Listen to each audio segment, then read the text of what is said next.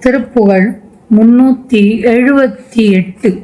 பரிய கை பாசம் விட்டு எரியும் அக்காலனுள் பயன் உயிர் போய் அகப்பட மோகப் படியில் உற்றார் என பலர்கள் பற்றா அடல் படர் எரி கூடுவிட்டு அலை நீரில் பிரியும் இப்பாதகப் பிறவி உற்றே மிக பிணிகளுக்கே இழைத்து உடல் நாயேன் பிழை பொறுத்தாய் என பழுது அறுத்து ஆள் என பிரியம் உற்று ஓதிடப் பெறுவேனோ.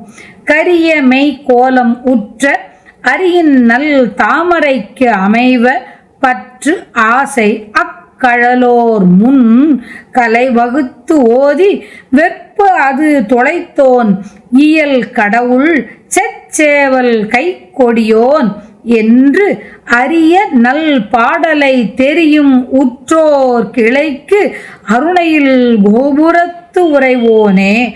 அடவியில் தோகை பொன் தடமுலைக்கு ஆசை உற்று அயரும் அச்சேவகப் பெருமாளே.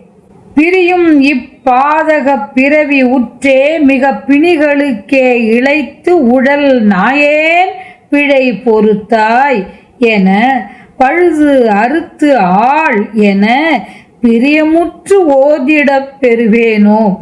கரியமை கோலமுற்று அரியின்னல் தாமரைக்கு அமைவ பற்று ஆசை அக்கழலோர் முன் கலை வகுத்து ஓதி வெற்பு அது தொலைத்தோன் இயல் கடவுள் செச்சேவல் கைக்கொடியோன் என்று அரியனல் பாடலை தெரியும் உற்றோர் கிளைக்கு அருணையில் கோபுரத்து உறைவோனே.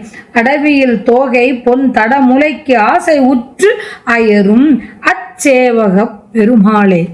கரிய நிறமுடைய திருமாலின் நல்ல தாமரைக்கு ஒப்பான கண்ணையே மலராக கொள்வதற்கு ஆசை கொண்ட அந்த திருவடியை உடையவர் சிவபெருமான்.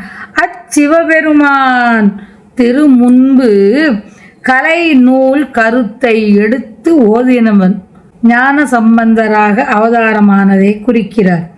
கிரௌஞ்ச மலையை தொலை செய்தவன் தகுதி வாய்ந்த இறைவன் சிவந்த சேவல் கொடியை கையில் கொண்டவன் என்று அரிய நல்ல பாடல்களை தெரிந்து கூறி அடையும் கூட்டத்துக்கு அருள் செய்யும் பொருட்டு திருவண்ணாமலையின் கோபுரத்தில் வீற்றிருப்பவனே. வனத்தில் வாழ்ந்த மயில் போன்ற வள்ளியின் பொன் தட முலைக்கு ஆசை கொண்டு தளர்ந்த அந்த பேராற்றல் உடைய பெருமாளே.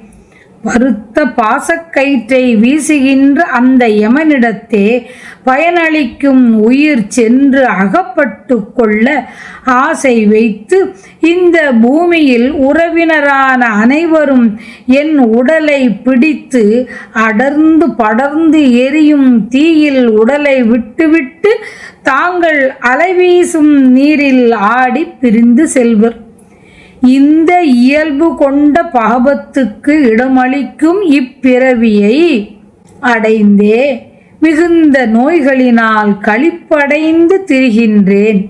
இத்தகைய என் குற்றங்களை பொறுத்து கொண்டவனே பிழை பொறுத்தாய் என்றும் என் குற்றங்களை போக்கி ஆண்டு அருள்வாய் பழுது அறுத்து ஆள் என் குற்றங்களை போக்கி ஆண்டு அருள்வாய் என்றும் அன்பு கொண்டு உன்னை ஓதும் பேற்றை பெறுவேனோ.